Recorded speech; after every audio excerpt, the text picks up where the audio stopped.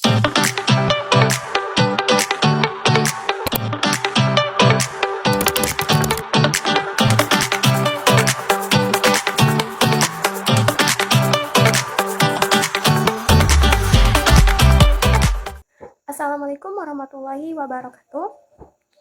Jadi di sini saya Suci Lestari ingin mempresentasikan mengenai sistem akuntansi yang berada di PT Borneo Jaya Perkasa.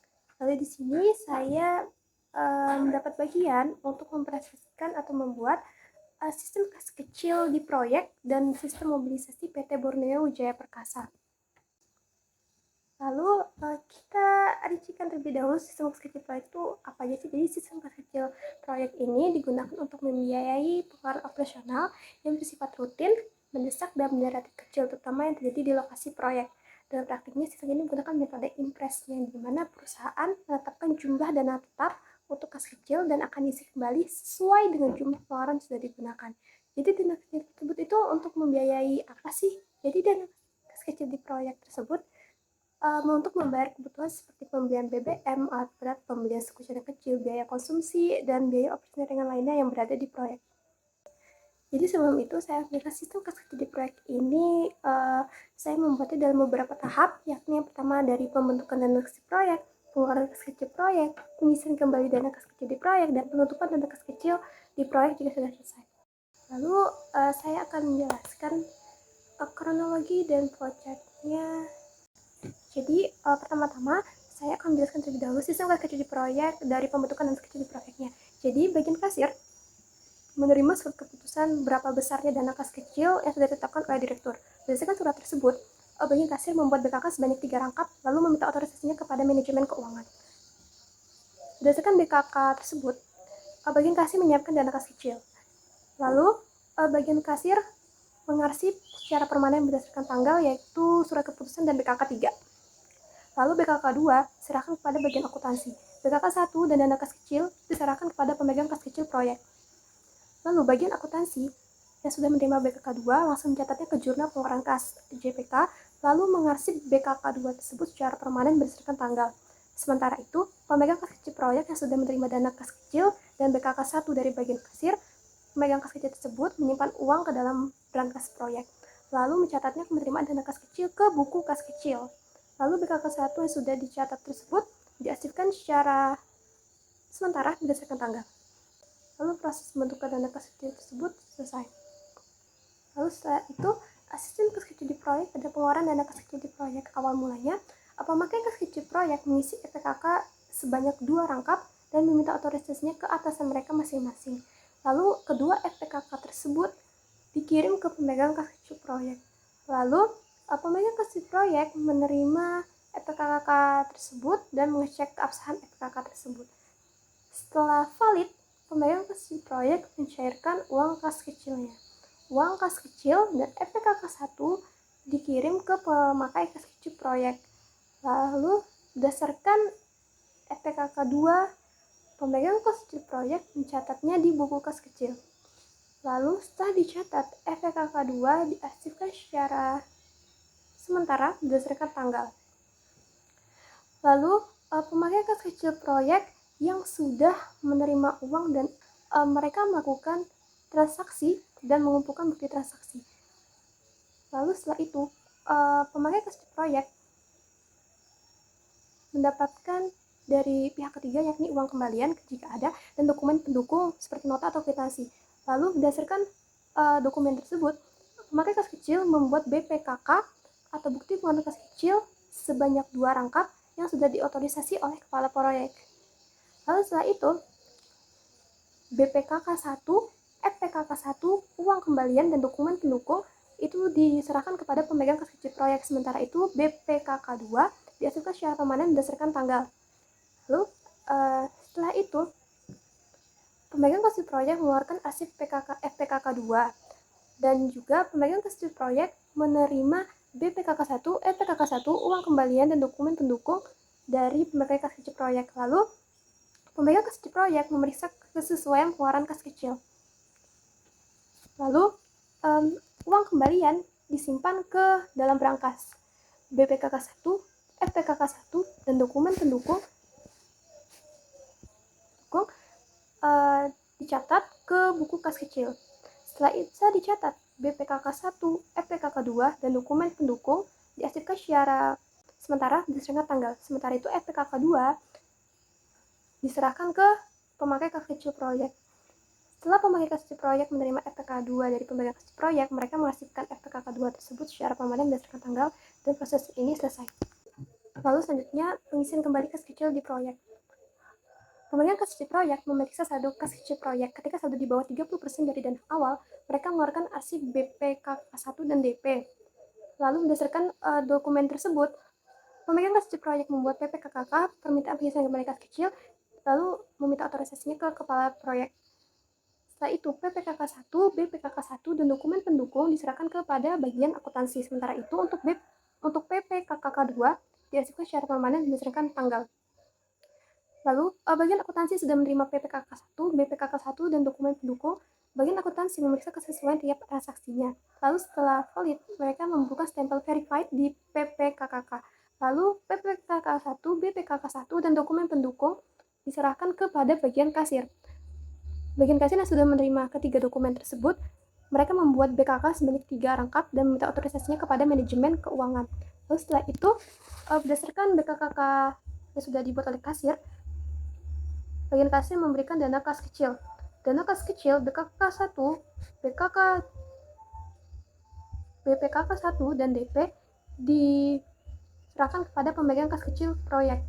Lalu BKK2 dan PPKKK1 diserahkan ke bagian akuntansi. Sementara itu BKK3 diarsipkan secara permanen berdasarkan tanggal. Lalu bagian akuntansi yang sudah menerima BKK2 dan PPKKK1 mereka mencatat ke jurnal pengeluaran kas. Lalu setelah dicatat, BKK2 dan PPKKK1 diarsipkan secara permanen berdasarkan tanggal. Lalu sementara itu pemegang kas kecil proyek yang sudah menerima BPKK1, DP, dana kas kecil, dan PKK1, mereka mencatat penerima dana kas kecilnya ke buku kas kecil. Lalu setelah itu dana kas kecil disimpan ke dalam rekening. Sementara itu BPKK1, DP, dan PKK1 diarsipkan secara sementara berdasarkan tanggal.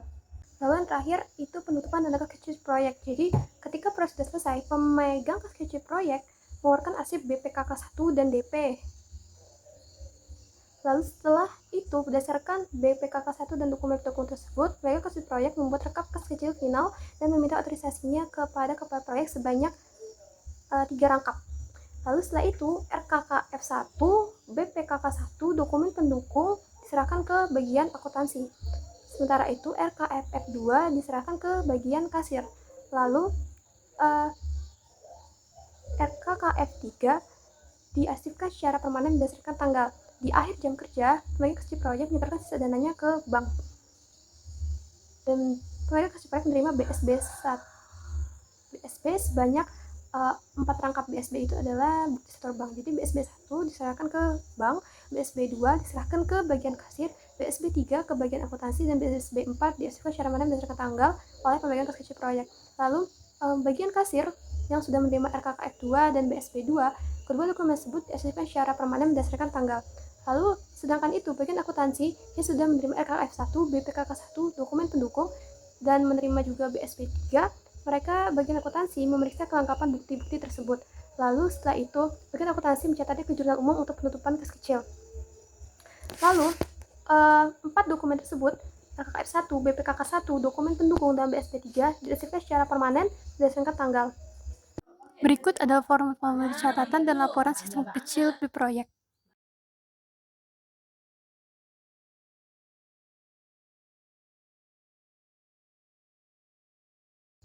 Lalu saya juga menjelaskan sistem mobilisasi alat berat. Jadi sistem mobilisasi alat berat sebenarnya yang buat itu 2 orang, saya dan teman saya, Linda Fuji Hasanah, tapi saya yang akan mempresentasikannya.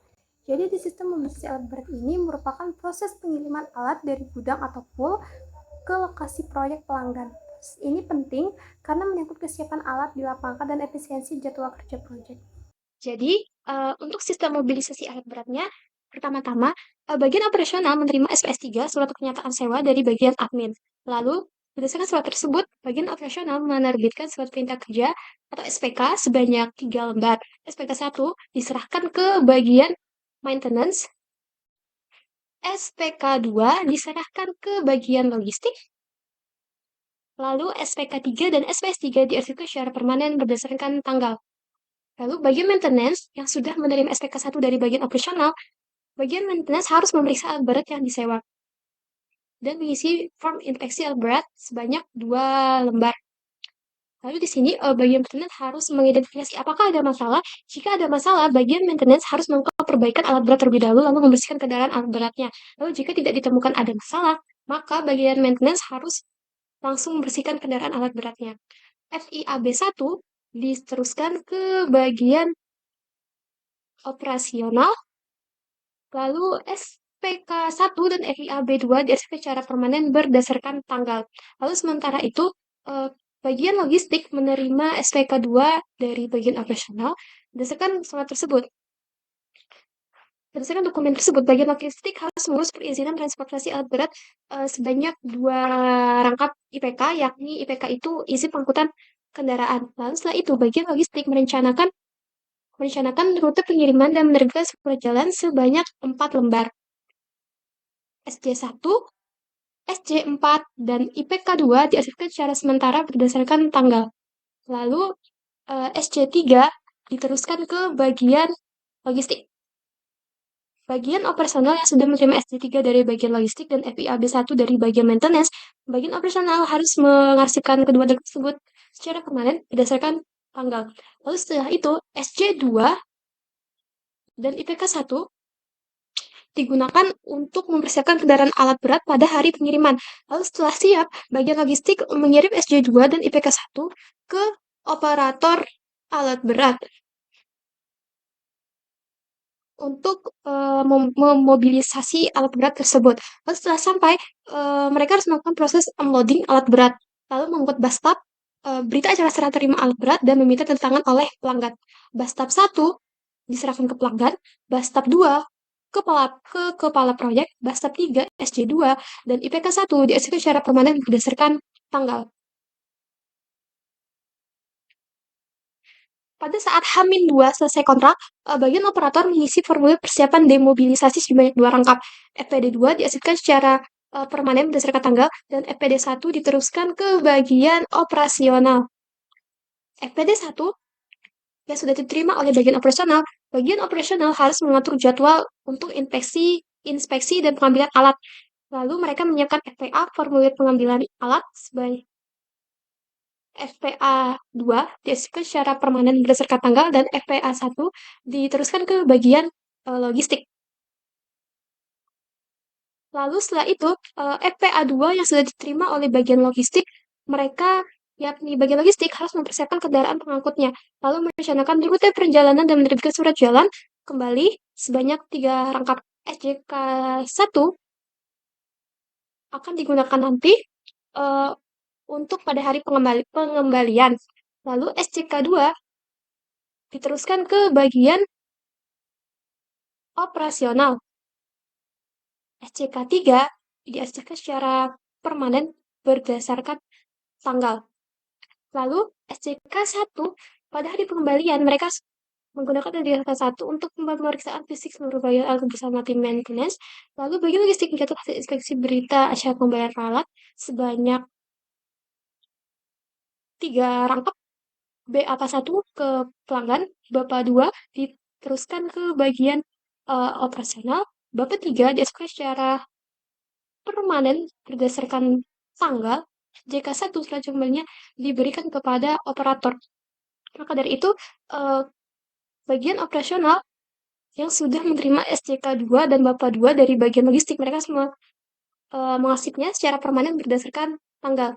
Lalu, surat jalan kembali yang dikirim oleh logistik ke operator, jadi operator berdasarkan surat tersebut, berdasarkan dokumen tersebut, mereka harus mendemobilisasi alat beratnya ke lokasi perusahaan. Berikut adalah format formulir catatan dan laporan sistem mobilisasi.